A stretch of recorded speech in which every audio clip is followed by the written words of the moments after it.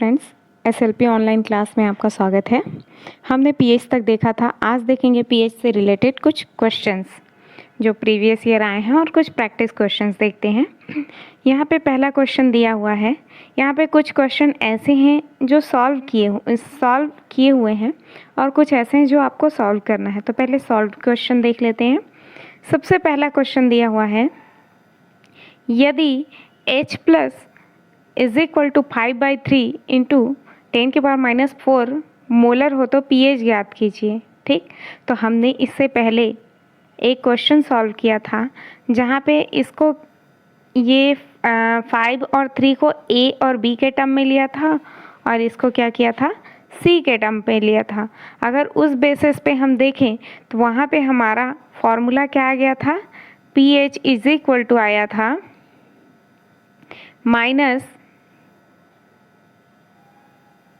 log A minus log B minus log C।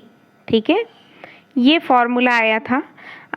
यहाँ पे दिया नहीं है तो उसके लिए मैं जिसमें मैंने फॉर्मूला एक्सप्लेन किया है उसका वीडियो मैं डिस्क्रिप्शन बॉक्स में डाल दूँगी, आप वहाँ से चेक कर सकते हैं अगर आपने नहीं देखा है तो इस फॉर्मूले में जब हम पुट करेंगे, विदाउट फार्मूला पहले देख लेते हैं। जैसे यहाँ पे पीएच है, अगर लॉग की बात करूँ मैं, दोनों साइड अगर लॉग लेती हूँ, लॉग एच प्लस और इधर भी लॉग लेती हूँ, तो लॉग एच प्लस की वैल्यू की क्या होती है, पीएच। पीएच को ही क्या लिखते हैं हम, माइनस लॉग एच प्लस लिख सकते हैं। ठीक, तो यहाँ पे दोनों साइड लॉग लेने पर ये लॉग एच हो जाएगा और इधर भी लॉग लगेगा और लॉग एच प्लस को हम क्या लिख सकते हैं, पीएच लिख सकते हैं। दोनों साइड मैंने माइनस लिया है, माइनस लॉग दोनों साइड ये लिख दिया मैंने, minus log H plus is equal to P H is equal to, अब इस साइड भी मैंने माइनस लॉग लिया है तो 5/3 इंटू 10⁻⁴। अब अगर इंटू में होता है तो लॉग क्या हो जाएगा, प्लस, तो लॉग 5/3 प्लस लॉग 10⁻⁴। अब यहाँ पे जो ये 5/3 है यानी कि अपॉन में है, अपॉन में अगर कोई लॉग होता है तो वो क्या हो जाता है, माइनस में चला जाता है, तो log 5 माइनस log 3 हो जाएगा। तो यहाँ पे माइनस साइन बाहर, फिर log 5 minus log 3 minus log 4, ये जो पावर में है -4 वो क्या हो जाएगा, सामने आ जाएगा, तो -4 log 10 हो जाएगा और log 10 की वैल्यू 1 होती है, तो मैं केवल इसको -4 लिख सकती हूँ। इज इक्वल टू log 5 की वैल्यू होती है 0.699, log 3 की वैल्यू होती है 0.4771 -4। जब हम इसको सॉल्व करते हैं तो हमारा आंसर आता है -3.778 और जब ये ब्रैकेट ओपन करेंगे तो ये हो जाएगा +3.778। तो हमारा पीएच का वैल्यू कितना आ गया, 3.778। दूसरा बोला है H2SO4 एक प्रबल अम्ल है और कारण दिया है H2SO4 जलीय विलयन में लगभग पूर्णतः आयनित होता है। तो सही है, क्योंकि H2SO4 को जैसे ही हम जल में डिज़ोल्व करेंगे तो ये किस में टूटेगा, तो ये टूट जाता है 2H प्लस SO4 2- में। इस तरह ये क्या होता है, जल में पूर्णतः आयनित होता है, इसलिए ये कैसा होता है, प्रबल अम्ल, यानी कि ऑप्शन नंबर फर्स्ट। नेक्स्ट देखते हैं थर्ड। इसमें बोला है निम्न में से किसके लिए तनुता नियम लागू होता है। तो हम जानते हैं कि तनुता नियम यानी ओस्टवाल्ड का तनुता नियम किसके लिए लागू होता है, तो वो लागू होता है weak acid and weak base के लिए, यानी दुर्बल अम्ल और दुर्बल क्षार के लिए। NaCl क्या है, तो NaCl किससे बना है, NaOH से। NaOH क्या है, प्रबल क्षार, और HCl से जो कि प्रबल अम्ल है, यहाँ से बना है NaCl, तो ये तो प्रबल हो गया, तो ये होगा क्या, नहीं। दूसरा HCl, तो HCl क्या है, एक स्ट्रॉन्ग एसिड है। तीसरा है CH3CONA, यहाँ पे क्या है, अगर मैं इसको ओपन करूँ तो एक किससे बना है, ये बना हुआ है CH3COOH प्लस NaOH से। ये भी कैसा है, तो ये भी क्या है, प्रबल क्षार है। तो यहाँ पे तनुता नियम किसी के लिए लागू नहीं होगा, तो आंसर नंबर हो जाएगा fourth, none of this. Fourth question 10⁻² molar HCN का अल्फा का मान ज्ञात कीजिए। H प्लस की वैल्यू दी हुई है, हमें पता है H प्लस का फॉर्मूला क्या होता है, H plus is equal to C alpha. C alpha है, अब अल्फ़ा का मान निकालना है। सी का मान कितना हो जाएगा 10⁻² और H प्लस की वैल्यू कितनी दी हुई है 10⁻3। ये वैल्यू हम पुट करेंगे तो यहाँ निकल जाएगा अल्फ़ा की वैल्यू। तो अल्फ़ा की वैल्यू कितनी निकल जाएगी 10⁻1, या फिर इसी को मैं लिख सकती हूँ 0.1 या परसेंट में 10%। फिफ्थ 10 मोलर CH3COOH विलयन के लिए Ka दिया है। अब ज्ञात करना है, इसके लिए अल्फ़ा ज्ञात करना है, H प्लस ज्ञात करना है और pH ज्ञात करना है। देखते हैं कैसे ज्ञात करेंगे। तो अगर मैं आयनन की मात्रा लिखूं तो दो फॉर्मूला यहाँ पे काम करेगा। K is equal to C alpha square होता है और H is equal to C alpha होता है। इन दोनों फॉर्मूला से मैं क्या निकालूंगी, K निकालूंगी, H निकालूंगी और H निकलेगा तो pH भी निकल जाएगा। तो सबसे पहले K is equal to C alpha square. C कौन है मेरा, कॉन्सेंट्रेशन कितना है 10 मोलर। अब अल्फ़ा निकालना है, K की वैल्यू 10⁻5 मैंने पुट कर दिया इन दोनों की value. Alpha square is equal to 10⁻5 और 10, तो ये ऊपर जाएगा तो 10⁻6 और जब इसका मैं रूट करूँगी तो ये हो जाएगा 10⁻3। अल्फ़ा की वैल्यू निकल गई। दूसरा H प्लस, C कितना दिया हुआ है मेरा 10 दिया हुआ है और अल्फ़ा कितना आया अभी 10⁻3 आया, तो मेरा H प्लस कितना हो जाएगा 10 × 10⁻3 यानी 10⁻2। अब मुझे pH निकालना है, तो pH मैं किसका निकालूंगी 10⁻2 का। ये -2 सामने आ जाएगा तो -2 और +2, तो pH कितना निकल गया 2 निकल गया। 6th क्वेश्चन दिया हुआ है 10⁻³ मोलर H2CO3 के लिए यदि अल्फ़ा 10% हो तो pH का मान ज्ञात करो। तो यहाँ से भी हम कैसे निकाल सकते हैं, हम जानते हैं pH इज इक्वल टू क्या होता है, sorry H plus is equal to क्या होता है, H plus is equal to होता है सी अल्फ़ा। ठीक, अब यहाँ पे H2CO3, अगर H2CO3 को मैं तोड़ती हूँ तो H2CO3 किस में टूटेगा, तो ये टूटेगा मेरा 2H प्लस प्लस CO3 2- में टूटेगा। ठीक, एक H प्लस का कॉन्सेंट्रेशन कितना है 10⁻³ तो 2H प्लस का कितना हो जाएगा 10⁻³ इंटू 2 यानी कि 2 × 10⁻3। ठीक है, फिर यहाँ पे दिया हुआ है वैलेंस फैक्टर। तो वैलेंस फैक्टर क्या होता है, तो वैलेंस फैक्टर क्या होता है देख लेते हैं। अगर एसिड है तो जितना H प्लस देगा वो उसका वैलेंस फैक्टर कहलाएगा। अगर यहीं पे ये बेस होता तो जितना वैलेंस फैक्टर देता वो उसका जितना OH माइनस देता अगर बेस होता तो वो उसका वैलेंस फैक्टर कहलाता है। यहाँ पे फॉर्मूला है नॉर्मलता इज इक्वल टू मोलरता इंटू वैलेंस फैक्टर, ये याद रखना आप, बहुत ही इफ़ेक्टिव रहेगा। तो यहाँ पे वैलेंस फैक्टर 2 है। क्यों 2 है, क्योंकि एक एसिड है और कितना H प्लस दे रहा है 2H प्लस दे रहा है, 2H प्लस दे रहा है इसलिए इसका वैलेंस फैक्टर होगा 2। तो मेरा नॉर्मलिटी कितना आ गया 2 × 10⁻3।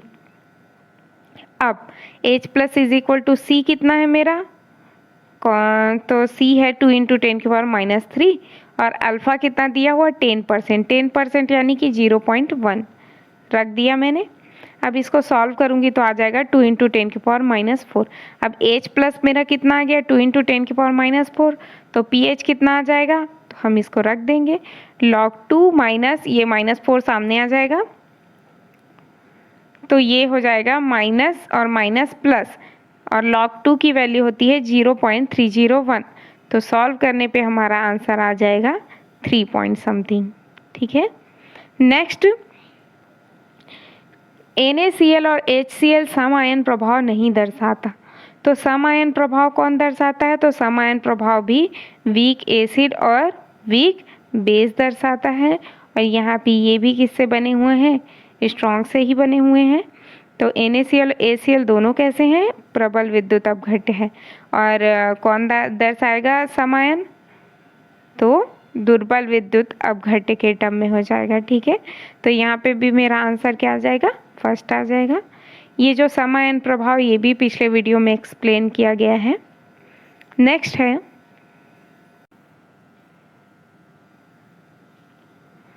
8 नंबर का क्वेश्चन। 25 डिग्री सेंटीग्रेड पर पानी का वियोजन स्थिरांक। तो पानी का वियोजन स्थिरांक, इसी को हमने आयनन स्थिरांक करके पिछले वीडियो में देखा हुआ है, जल का आयनन स्थिरांक करके। तो ये क्या होता है कि ए होता है। तो अगर वाटर के लिए लिखूंगी तो वाटर किस में टूटता है, तो वाटर टूटता है H+ और OH-। तो ऊपर क्या हो जाएगा H+ और क्या हो जाएगा OH- और नीचे क्या हो जाएगा H2O। तो H+ और OH- के कितने OH- के कितने आयन होते हैं, 10⁻⁷ इंटू 10⁻⁷। और H2O के कितने नंबर्स होंगे, ठीक है, तो मोल के टर्म में हम देखेंगे, और मोल के टर्म में ये कितना हो जाता है, तो 55.5। तो ये इसको अगर मैं पूरी तरह से लिखूँ तो क्या लिखूँगी, 10⁻⁴/55.5। और यही अगर ऊपर में जाएगा, अगर इसको मैं ऊपर ले जाऊं तो ये इन्वर्स के टर्म में आ जाएगा। तो मेरा ऑप्शन नंबर हो जाएगा फर्स्ट। पिछले वीडियो में डायरेक्ट आंसर दिया हुआ है। फिर 9th क्वेश्चन है 1 ml आसुत जल में H+ आयनों की संख्या क्या होनी चाहिए यदि 1 लीटर H+ आयनों की संख्या 6.023 × 10⁻16 है। अब 1 ml आसुत जल में H+ की आयन की संख्या, तो सबसे पहले 1 लीटर में कितना है, तो 1 लीटर में यानी कि 1000 ml में H+ की संख्या कितनी है, तो 6.023 × 10⁻16। जब 1000 में इतना है तो 1 ml में क्या होगा, 1000 इसके नीचे चला जाएगा। जब 1 ml का निकालूंगी तो 1 ml में कितना हो जाएगा, 6.023 × 10⁻16/1000।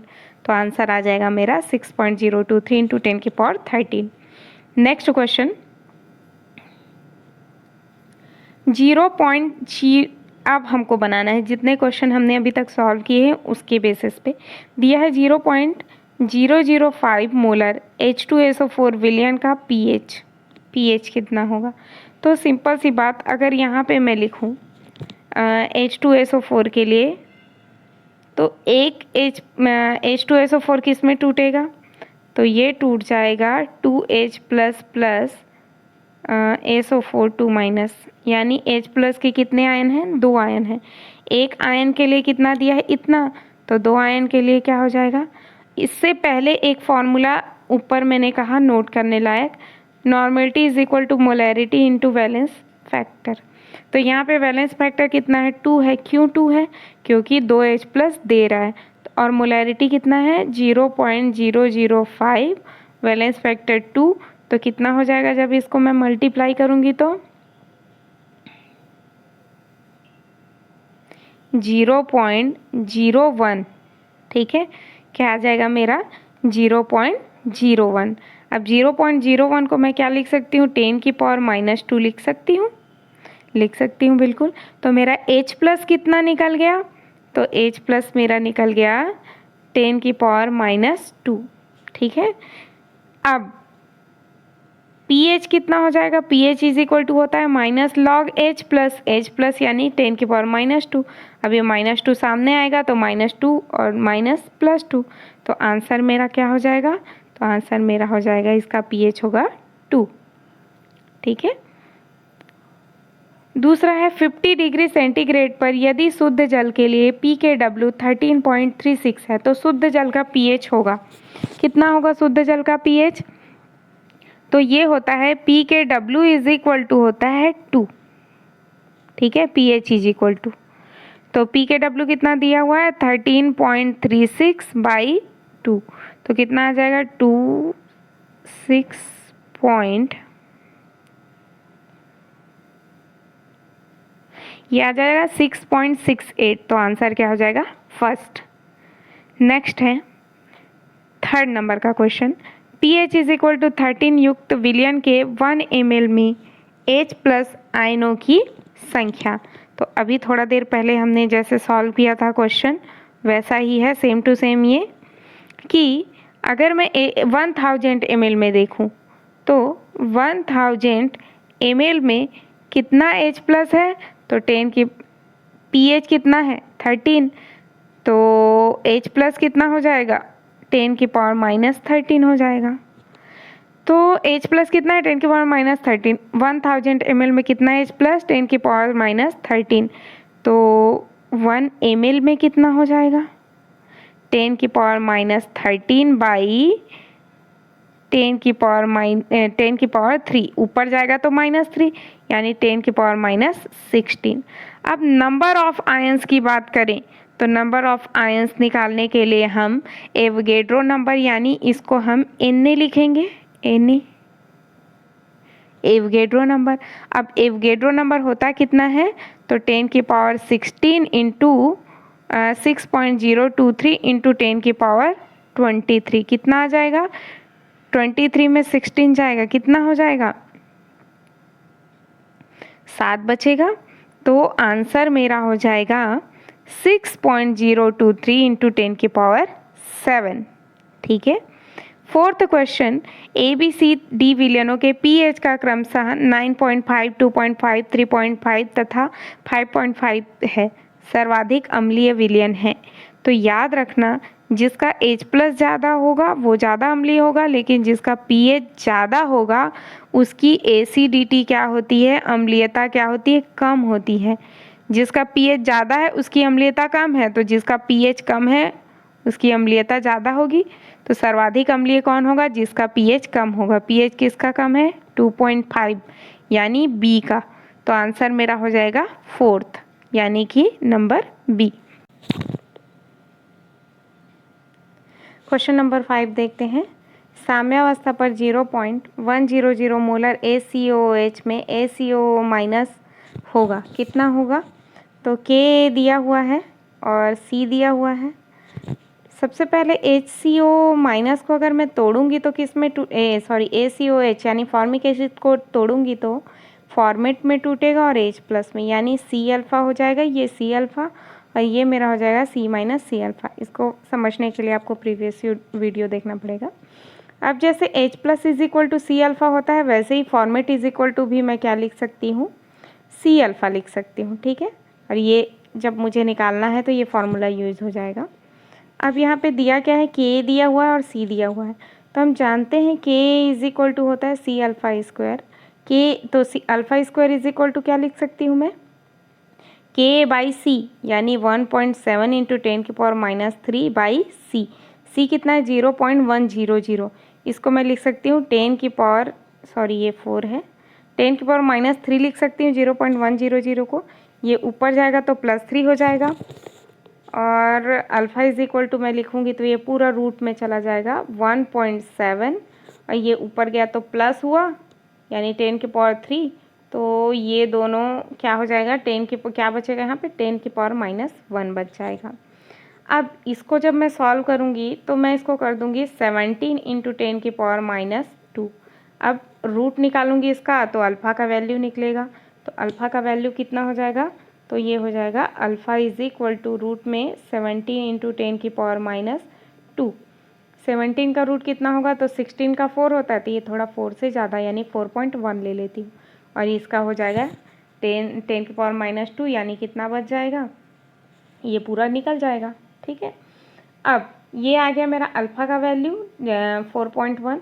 अब मुझे निकालना है HCO माइनस, तो इसका कितना होता है C अल्फ़ा, तो C कितना है, तो C है 0.100 यानी 10 की पावर माइनस 3 और अल्फ़ा कितना है 4.1, तो कितना हो जाएगा 4.1 इंटू 10 की पावर माइनस 3। तो आंसर कौन सा हो जाएगा, तो आंसर नंबर फर्स्ट हो जाएगा। नेक्स्ट दुर्बलतम अम्ल पूछा यानी वीकेस्ट एसिड, तो याद रखना जिसका Ka ज़्यादा होगा, जिसका Ka ज़्यादा होगा उसका एसिडिटी क्या होगा, ज़्यादा होगा और जिसका Ka कम होगा उसकी एसिडिटी कम होगी। तो यहाँ पे देख लो किसका Ka ज़्यादा है, Ka ज़्यादा होगा तो ज़्यादा अम्लीय और कम होगा तो कम अम्लीय। अब उसने पूछा क्या है दुर्बलतम यानी कि कम अम्लीय, तो किसका कम दिख रहा है? तो यहाँ पे हमारा पहला ऑप्शन जो के का वैल्यू दिख रहा है ये क्या है? कम है। तो ये कैसा हो जाएगा? दुर्बलता मामला। फिर अब देखेंगे क्वेश्चन नंबर 7। क्वेश्चन नंबर 7 में क्या चीज़ दिया हुआ है? 0.1 मोलर एक क्षारकीय दुर्बल अम्ल का पीएच कितना होगा? एक क्षारकीय बोला है यानी केवल एक OH माइनस डोनेट करेगा, तो जितना इसका मोलर होगा उतना ही इसका नॉर्मल होगा। ठीक, तो यहाँ पे कोई चेंजेस करने की ज़रूरत नहीं है। अब पीएच दिया हुआ है 4.5, अम्ल का Ka क्या होगा? तो सबसे पहले हम पीएच से H+ निकाल लेते हैं। तो इसका फॉर्मूला होता है pH इज इक्वल टू होता है -log H+। pH का वैल्यू कितना है? 4.5। अगर मैं एंटी लॉग निकालूं तो मैं लिखूंगी H+ is equal to antilog of -4.5, यानी कि ये लॉग अगर इधर आएगा तो ये हो जाएगा एंटी लॉग ऑफ pH। तो यहाँ से हो गया एंटी लॉग ऑफ -4.5 pH। अब -4.5 माइनस के टर्म में अगर कोई हो तो सबसे पहले तो हम माइनस टर्म को ही हटाएंगे, फिर उसका एंटी लॉग निकालेंगे। तो हटाने के लिए इधर -1 जोड़ देते हैं, इधर +1 से घटा देते हैं। तो कितना आ जाएगा यहाँ पे? 10 में 5 गया 5, यहाँ पे -1 और -4 कितना हो जाएगा? 5। तो यहाँ पे 5 के ऊपर बार लगा देंगे ऐसे, तो 5.5। अगर आपको एंटी लॉग सॉल्व करने नहीं आता तो डिस्क्रिप्शन बॉक्स में आप देख लीजिएगा मेरे एंटी लॉग का वीडियो कि कैसे यहाँ पे माइनस के टर्म को सॉल्व किया जाता है। अब यहाँ पे आ गया 5.5। अब इसका हम एंटी लॉग निकालेंगे तो H+ is equal to antilog of 5.5। अब ये जो सामने रहता है डेसिमल के पहले वो पावर में चला जाता है 10⁵, ठीक है। और जो बाद में है इसका हम डेसिमल निकालते हैं। 5 दिया है। अब log 3 का कितना होता है? तो 0.4 होता है, समझ लो 4771। log 4 का कितना होता है? तो कितना हो जाएगा? 0.602 यानी 6। तो इन दोनों के बीच आ रहा है 0.5, मतलब 3.5 समथिंग मान लो, 3 और 4 के बीच है। तो मैंने इसका लॉग मान लिया 3.5। तो यहाँ पे हो जाएगा 10⁻⁻5 और इंटू 3.5। H+ निकल गया। अब मुझे Ka निकालना है। तो H+ इज इक्वल टू होता है √Ka इंटू C। अगर मैं इसे सॉल्व करूँगी तो रूट अगर इस साइड आएगा तो H+ के ऊपर पावर चला जाएगा। तो Ka इज इक्वल टू मैं लिख सकती हूँ H+ का स्क्वायर बाई C। अब H+ का वैल्यू ये है तो इस पूरे का क्या हो जाएगा? Square by C। C कितना है? तो 0.1। करके देखते हैं। 3.5 इंटू 10⁻⁻5 का स्क्वायर बाई 0.1। अब इसको सबसे पहले तो मल्टीप्लाई कर लो 3.5 को। तो 3.5 इंटू 3.5 कर लेना, कितना हो जाएगा?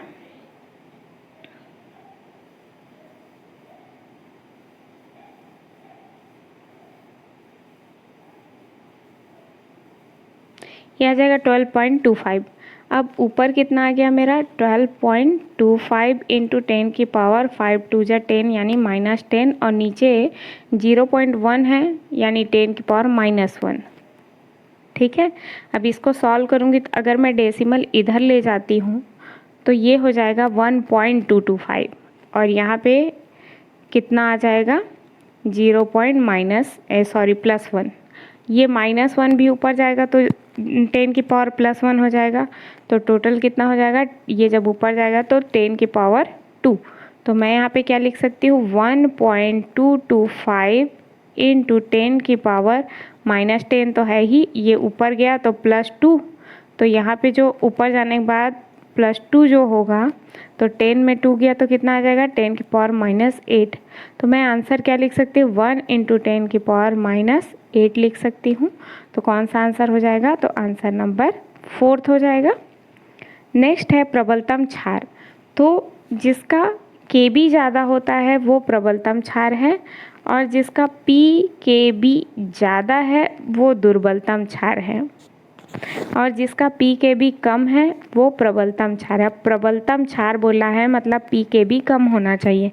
देख लो किसका कम है, 4th नंबर, इसका pKb क्या है, कम है 8.89, तो आंसर हो जाएगा 4th। फिर है 9th क्वेश्चन।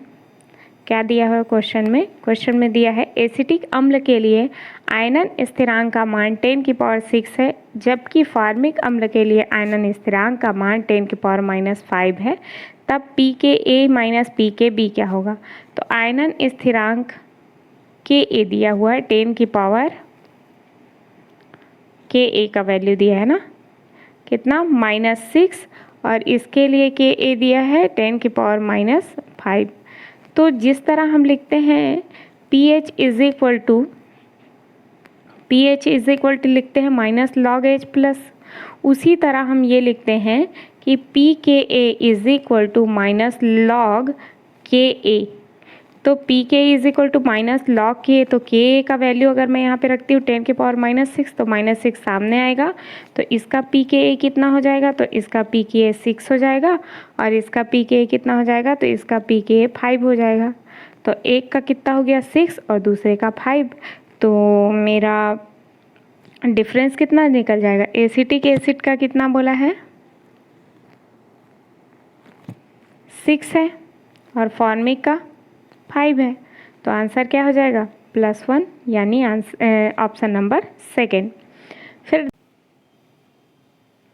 अब देखते हैं 10th नंबर का क्वेश्चन। 10th नंबर के क्वेश्चन में क्या बोला है, 298 केल्विन पर 1 विलेन के लिए POH इज इक्वल टू 13 है, तो विलेन क्या होगा। तो हमारे पास फॉर्मूला क्या रहता है, PH plus POH is equal to 14। POH की वैल्यू कितनी दी है 13, तो PH इज इक्वल टू क्या हो जाएगा 14 minus 13 is equal to 1। pH जितना कम होगा उसकी एसिडिटी उतनी ही ज़्यादा होती है, यानी कि वो कैसा होगा, प्रबल अम्लीय हो जाएगा। Option number 1। 11वां क्वेश्चन दिया हुआ है 0.006 मोलर बेंजोइक एसिड में बताना है H प्लस कितना है। तो हमारे पास H प्लस का फॉर्मूला क्या होता है, H plus is equal to हम लिख सकते हैं Ka इंटू सी। अब K इंटू सी लिख सकते हैं, तो Ka कितना दिया हुआ है 6 इंटू 10⁻5 इंटू सी कितना दिया है 6 इंटू 10⁻3 -3 लिख सकती हूँ। इसको अगर मैं देखूँ तो ये हो जाएगा 6 36 इंटू 10⁻8। तो बाहर क्या निकलेगा इसका, 36 किसका रूट है 6 का, 6 इंटू 10⁻4 रूट से बाहर निकालूंगी इसको, तो क्या हो जाएगा 6 इंटू 10⁻4। देखते हैं कौन सा आंसर है, तो यह है आंसर नंबर 2, 6 इंटू 10⁻4।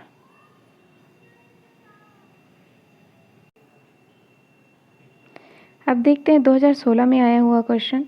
2016 में पीएच से रिलेटेड जो क्वेश्चन पूछा है 8 नंबर का क्वेश्चन। इस क्वेश्चन में 10⁸ मोलर HCl विलेन का pH है लगभग। इस क्वेश्चन में हम देखते हैं कितना होगा, तो हमारे दिमाग में तुरंत ख्याल आएगा pH इज इक्वल टू क्या होता है -log H प्लस होता है। उसके अकॉर्डिंग H प्लस का अगर वैल्यू रखती हूँ मैं -8, तो ये सामने जाके हो जाएगा +8। तो यहाँ पे pH कितना हो जाएगा +8। बट वैसे तो हम इसको डीपली सॉल्व कर सकते हैं, लेकिन क्विकली आप अगर दिमाग लगाएं तो HCl एक एसिड है, और एसिड का जो वैल्यू रहता है वो ऑलवेज बिलो देन 7, यानी 7 से कम होता है, 7 से ज़्यादा नहीं होगा। तो आप इसको सीधे ऑप्शन के थ्रू जा सकते हैं। यहाँ पे 8 दिया, यहाँ पे 7 दिया, यहाँ 6 दिया, -8 नहीं हो सकता क्योंकि बेसिक हो जाएगा, 7 भी नहीं हो सकता क्योंकि न्यूट्रल हो जाएगा, -8 भी नहीं हो सकता, तो बचा क्या मेरा 6 एसिडिक के लिए। तो यहाँ पे आंसर हो जाएगा +6। नेक्स्ट है 25 डिग्री सेंटीग्रेड ताप पर जल का pH 7.0 है। यदि जल को 70 डिग्री सेंटीग्रेड पर गर्म किया जाए तो क्या होगा। तो मैंने अपने पिछले वीडियो में बताया हुआ है कि अगर हम टेम्परेचर क्या करते हैं, बढ़ा देते हैं, 25 से मैं क्या कर देती हूँ, मान लो 70 कर देती हूँ, तो टेम्परेचर बढ़ाने पर उसकी प्रकृति पर कोई असर नहीं पड़ता, ठीक है, लेकिन उसका pH क्या होता है, कम हो जाता है। ये बहुत ही अच्छे से मैंने एक्सप्लेन करके पिछले वीडियो में समझाया है। अगर मान लो इसका pH कितना था, 7 था, तो अब उसका pH कितना हो जाएगा, टेम्परेचर बढ़ाने पे उसका pH क्या हो जाएगा, कम हो जाएगा, यानी कि 6 हो जाएगा। लेकिन सॉल्यूशन कैसा रहेगा, तो सॉल्यूशन जो है उदासीन ही रहेगा। क्यों उदासीन रहेगा, क्योंकि पहले उसमें क्या था, H+OH 7 था, अब कितना हो जाएगा, 6 हो जाएगा। ठीक है, यानी टेम्परेचर बढ़ाने पर pH तो घटेगा, लेकिन विलयन कैसा रहेगा, उदासीन ही रहेगा। 0.1 नॉर्मल NaOH के pH में अगर हम सबसे पहले तो NaOH से हम क्या निकाल लेते हैं, POH। तो POH इज इक्वल टू क्या हो जाएगा, माइनस लॉग OH माइनस, और OH माइनस का वैल्यू कितना है, 10⁻⁻1। 0.1 को हम लिख सकते हैं 10⁻⁻1 लॉग में है। अब -1 सामने आएगा तो -1, -1 सामने आया और पहले ही माइनस है, तो यहाँ पे POH की वैल्यू कितनी आ जाएगी, +1। अब हमारे पास फॉर्मूला होता है pH plus POH is equal to 14, यानी pH इज इक्वल टू हो जाएगा, POH का वैल्यू कितना है, 1, उस साइड जाएगा तो -1, तो pH कितना हो जाएगा, 13। तो ये मेरा कितना आ जाएगा, pH 13। फिर नेक्स्ट है विशुद्ध पानी में CH3CONA मिलाने पर पानी के pH में क्या परिवर्तन होगा।